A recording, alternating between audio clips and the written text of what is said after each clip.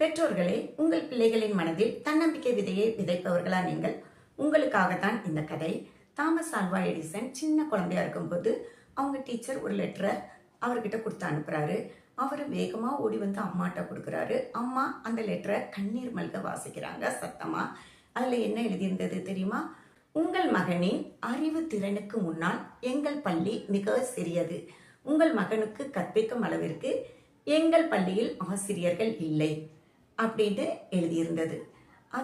அதுக்கப்புறம் அவங்க அம்மா தான் அவனுக்கு எல்லாம் கற்பிக்கிறாங்க. அடுத்து காலங்கள் உருண்டு ஓடுது. அவங்க அம்மாவும் காலமாயிடுறாங்க. அவரும் அந்த நூற்றாண்டில் மிக சிறந்த சயின்டிஸ்டா மாறிட்டாரு.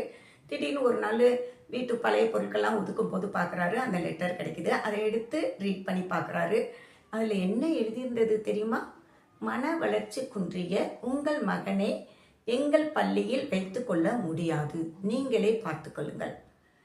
உடனே தாமஸ் ஆல்வா எடிசன் கண்ணீர் விட்டு அழுது டைரியில நோட் பண்ணி வைக்கிறாரு. மன வளர்ச்சி குன்றிய என்னை மிகப்பெரிய சயின்டிஸ்ட் ஆக்குனது என்னுடைய தாய் தான் அப்படின்னு எழுதி வைக்கிறாரு. ஆமா, நாமளும் நம்முடைய குழந்தைகளின் மனதில் தன்னம்பிக்கையை விதைப்போம். அவர்கள் நிச்சயமாக நல்ல நிலைக்கு வருவார்கள். வாழ்க்கை நிக்கட்டும்.